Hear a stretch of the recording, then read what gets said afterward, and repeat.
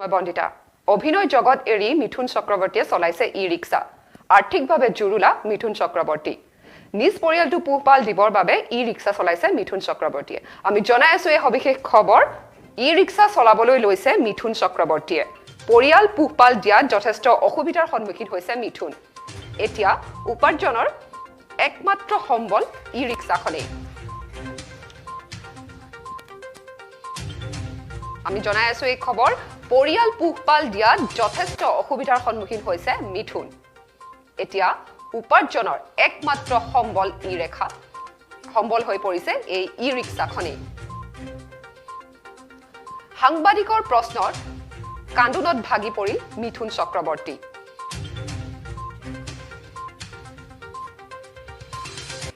হঠাৎ কিয় আৰ্থিকভাৱে জুৰুলা হৈ পৰিল মিথুন আমি জনাই আছো এই খবৰ ই ৰিক্সা চলাবলৈ লৈছে মিথুন চক্ৰৱৰ্তীয়ে আৰ্থিকভাৱে জুৰুলা মিথুন চক্ৰৱৰ্তী পৰিয়াল পোহপাল দিয়াত যথেষ্ট অসুবিধাৰ সন্মুখীন হৈছে মিথুন এতিয়া উপাৰ্জনৰ একমাত্ৰ সম্বল ই ৰিক্সাখনেই কিন্তু কিয় হঠাৎ আৰ্থিকভাৱে জুৰুলা হৈ পৰিল মিথুন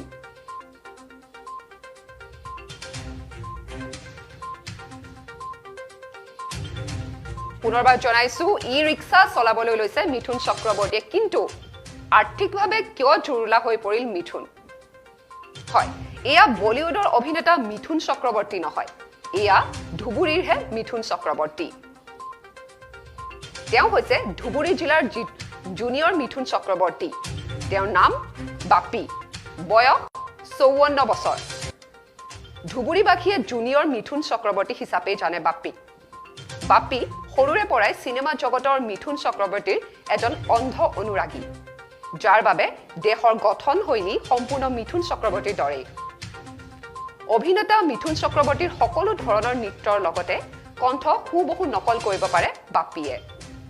যাৰ বাবে স্কুল কলেজৰ লগতে অসম পশ্চিম বংগৰ বিভিন্ন ঠাইত ষ্টেজ প্ৰগ্ৰেম কৰি সুনাম অৰ্জন কৰিছিল লগতে এটা উপাৰ্জনৰো পথ হিচাপে বাছি লৈছিল পিছে এইগৰাকী ধুবুৰীৰ জুনিয়ৰ মিথুন চক্ৰৱৰ্তীৰ সম্পূৰ্ণ প্ৰতিভা থকাৰ পাছতো এতিয়া বন্ধ হৈ পৰিছে অভিনয়েৰে কৰা উপাৰ্জনৰ পথ যাৰ বাবে এইদৰে ধুবুৰী চহৰৰ ৰাজপথত ই ৰিক্সা চলাই পৰিয়াল পোহপাল দিছে মিথুন চক্ৰৱৰ্তী না ওৰফ বাপিয়ে এইখিনিতে আমি এটা ভাষ্য শুনি লওঁ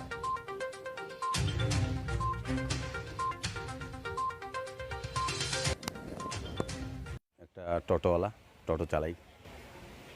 এখন কাজকর্ম নেই তার জন্য এখন টোটো চালিয়ে পেট চলছে আমাদের ঘর সংসার চলছে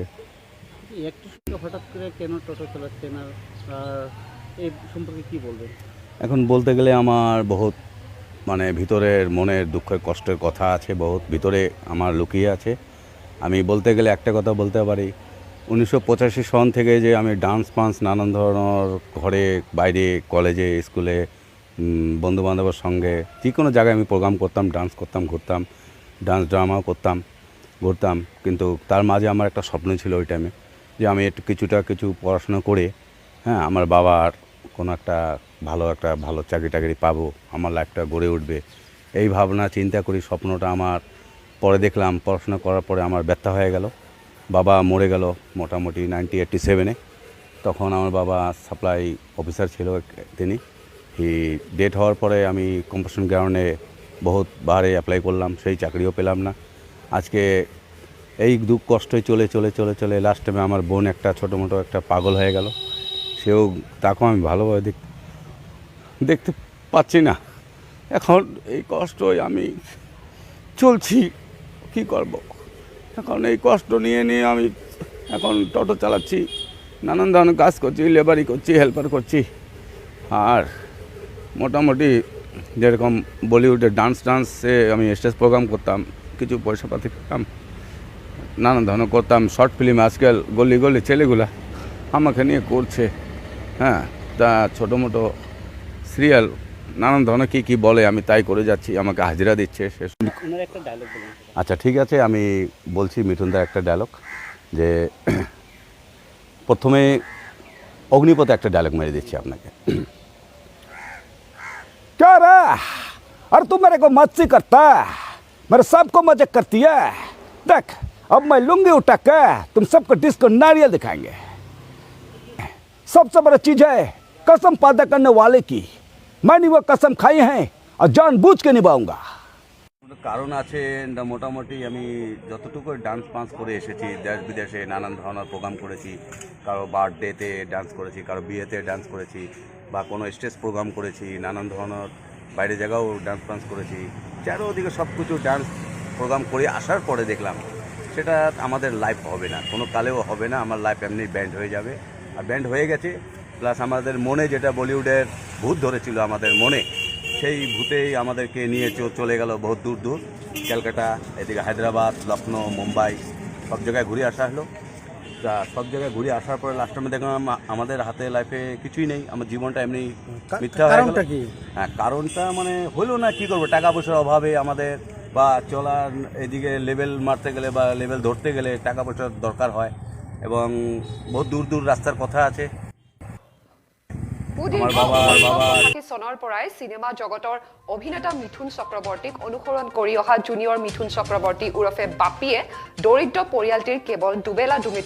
দুমুঠি অন্ন যোগানৰ বাবে এইদৰে সকলো সপোন পাহৰি ই ৰিক্সা চলাই উপাৰ্জনৰ পথ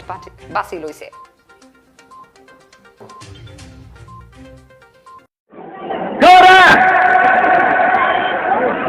अरे तुम मेरे को मस्ती करता, मेरे को मजाक करता। देख अब मैं लुंगी उठा के तुम सबको डिस्को नारियल दिखाएंगे। क्या है बजा अपन देखेगा ना।